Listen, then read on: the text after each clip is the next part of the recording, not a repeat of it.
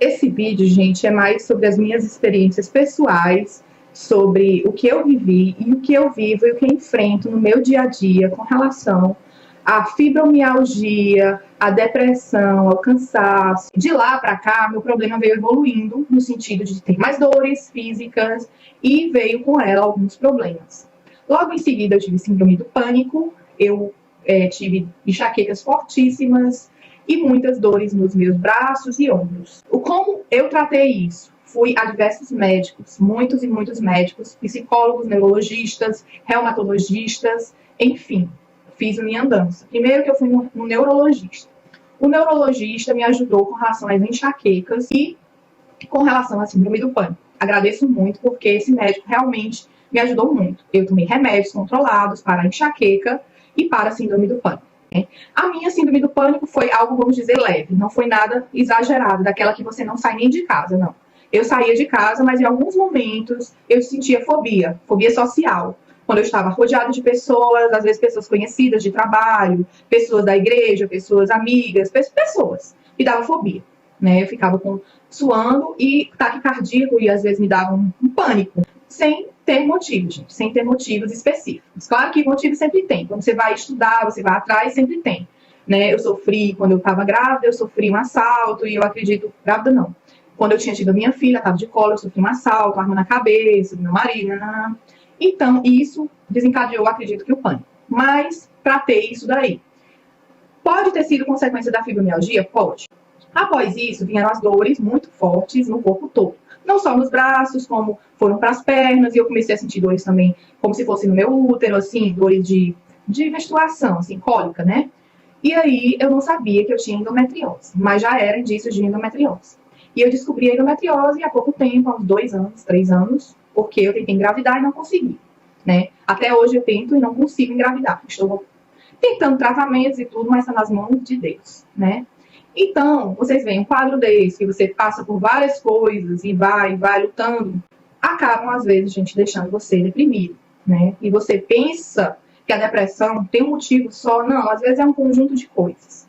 E coisas pessoais que você passa na sua vida. Cada pessoa tem sua história, suas limitações, né? Problemas familiares, com amigos, com pessoas, com você mesmo, às vezes coisas que você não se aceita. Então, isso tudo pode provocar um quadro de depressão. No meu caso, não foi nada muito pessoal. Não foi nada comigo mesmo, nem com pessoas ao meu redor. Teve um pouco, sim, de coisas ao redor. Mas não tão problemática assim que pudesse gerar tanto transtorno, não. Mas a depressão que eu sinto ou sentia, porque eu sinto ainda momentaneamente, às vezes, um certo dia, vamos dizer, estou mais cansada, aí vem aquela coisa assim meio depressiva, né? Mas não é mais como era antigamente. Tá na crise. Quando eu estava em crise mesmo, no auge da minha crise, de fibromialgia, de muito cansaço, de muita debilidade física, gente, muita mesmo, de ficar de cama, eu pedi para sair do meu trabalho, tá? Eu trabalhava, era engenheira, isso também me afetou, né? Porque você se forma, você passa 5 anos estudando numa faculdade super difícil, muito boa financeiramente, rentabilidade é boa, perspectivas tem. E aí você vai e de repente você se vê numa situação de debilidade física que você tem que pedir demissão, sair do seu trabalho, desistir da sua carreira, desistir das suas coisas, dos seus sonhos. Em parte é isso. Isso também traz depressão, né? Então, o que eu fiz? Eu me apeguei. Primeiro de tudo é você ter Deus, assim, sabe? Você mentalizar que Deus tem um propósito para você em tudo que você passa nessa vida. Primeira coisa. Porque se você não tiver isso, gente, você vai achar que você é a pior pessoa, que você não merece, ou então que você... Por que você fica se perguntando, né? Então, a primeira coisa é se conformar, entre aspas, não é se conformar com a doença, nem com a situação. Não é isso que eu tô falando. Se conformar que aquele momento em que você está passando é o melhor de Deus para você. E mesmo nas situações difíceis, Deus sempre tem algo a nos ensinar. E tudo que a gente passa nessa vida, tudo, seja boa, seja ruim, tudo, tem um propósito. Tem um propósito, às vezes, para segundas pessoas, terceiras pessoas, você não sabe, né? Às vezes a sua família está precisando de você, né? A primeira coisa foi dita. A segunda coisa que você pode fazer por você mesmo, né? Em caso de depressão, em caso além de procurar ajuda médica, psicológica ou psiquiatra, que seja, eu procurei, tá? Eu fiz terapia, é muito importante isso, gente. Você pode achar besteira fazer terapia, procurar pessoas, não é, sabe? Isso não é besteira. Eu aconselho você procurar, sim, um psicólogo, porque às vezes tem fatos ligados ao que está acontecendo e você mesmo nem sabe. Outra coisa, só o fato de você desabafar, de falar né, sobre algum assunto que está te travando, coisas mesmo do passado, não sei, pode ajudar a melhorar. Porque às vezes você mesmo não consegue enxergar o problema, você mesmo não consegue enxergar o problema. E pessoas que estão fora, profissionais, pessoas que estudaram para isso, pessoas que lidam diariamente com pessoas, né, com outras pessoas com problemas semelhantes ou diferentes, mas que têm problemas também, ela pode enxergar coisas que você não está enxergando e te orientar, certo? Então, é muito importante procurar uma ajuda profissional. Terceira coisa é focar, gente, focar em coisas positivas, isso mesmo. Se você já está deprimido, você está doente, você está cansado, você tem já uma visão pessimista do que está acontecendo interiormente, né, fisicamente, você já está assim. Se você focar nas coisas negativas, vai piorar tudo, com certeza vai piorar tudo.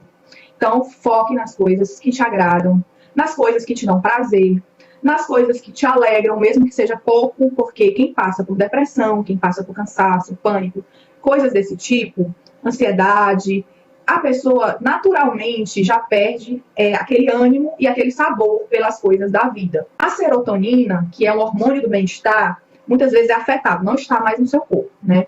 Então, como você vai se sentir feliz com, às vezes, uma coisa simples da vida que você sente felicidade ou sentia felicidade em fazer ou praticar, você já não sente mais. Às vezes é uma comida que não tem sabor e você começa a emagrecer, ou o contrário, você come tanto que engorda. Às vezes é simplesmente uma coisa que você fazia, como assistir um filme e você não vê graça.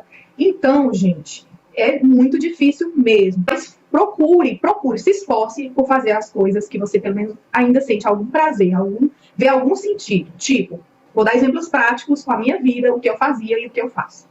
Por exemplo, quando eu estou muito cansada, que eu não quero me levantar da cama, que eu estou arrasada, cansada fisicamente, e já vem aquela sensação de depressão e de que eu não quero viver, sei lá, sabe? O que eu faço? Primeira coisa, eu sento na cama e oro. Primeira coisa, peço a Deus forças e ajuda para aquele dia ser bom. Segundo, eu agradeço. O agradecer libera, sabe, aquela coisa de você agradecer a Deus pelas pequenas coisas da sua vida e do que você tem, do que você já fez e do que ainda vai conquistar. Isso libera sonhos, libera gratidão a Deus, libera esse hormônio, tá? Do bem-estar. Ele libera, assim, um pensamento do tipo, poxa, eu não tenho motivos para estar triste. Mesmo estando, gente. Mas libera esse pensamento, sabe? Poxa, eu tenho motivos para continuar, eu tenho motivos para viver, sabe? Olha, Deus é bom comigo, eu ainda tenho ânimo para isso, eu vou alcançar isso. Então, agradecer faz parte do processo, tá? De se livrar dessa depressão, desse cansaço, dessa coisa ruim, desse peso. Agradece. Mesmo sem forças, agradece, levanta. Faz exercício físico? Eu diria que sim, para quem consegue. Porque existem pessoas que estão tão desanimadas, tão debilitadas, como eu estava em alguns momentos, que não conseguem fazer nenhum tipo de exercício físico, gente. Existe isso sim. Tinha vezes que eu me levantava e não conseguia nem fazer uma caminhada. Quando eu fazia a caminhada, eu voltava mais cansada do que eu estava. Por falta de hormônios no meu corpo, por falta de vitaminas no meu corpo. Eu voltava pior do que quando eu saía. E aquilo me deixava mais deprimida, mais cansada, mais sem forças. Então vai com muita leveza nos exercícios físicos, depende muito do tipo de depressão, do tipo de doença, tá certo? Consulte um médico para isso. E quarta coisa, a alimentação, gente. A alimentação é uma coisa, assim, que deve, sim, ser vista. Tá? No meu caso, eu estava engordando muito, ainda estou gordinha, tenho problemas de inflamações, né, nas juntas, dói tudo, então eu cortei. Porque eu cortei alguns tipos de alimento, eu cortei. Tipo, camarão, caranguejo, porco, essas coisas que inflamam o organismo por algum motivo, pode dar algum problema, eu cortei, geral, tá? Coca-Cola, refrigerante, geral, eu tomo sim, mas de vez em quando. O glúten, como eu falei pra vocês, eu não sei se eu já falei da vez passada, acho que eu não sei se eu falei sobre isso. Existem vários estudos aí sobre o glúten, que ele é um vilão para quem tem algumas doenças autoimunes, doenças inflamatórias. Então, a minha médica também me aconselha a cortar. E eu eliminei as comidas com glúten, né? Mas, de vez em quando, eu dou uma escorregada e como uma pizza, um bolo. Mas é muito raro agora, tá, gente? Eu tô mais na tapioca, nas gomas, né? De pão de queijo, e frutas, legumes, verduras, batata doce, essas coisas. Então, você vai fazendo testes. Você vai cortando a alimentação e colocando alimentos melhores e você vai vendo o que dá no seu organismo, tá bom? É muito importante a pessoa se alimentar bem nesse período. Beber bastante água, embora eu sei que tem pessoas que perdem a vontade de comer, né? Quando está triste, quando está nesse processo e faz emagrecer.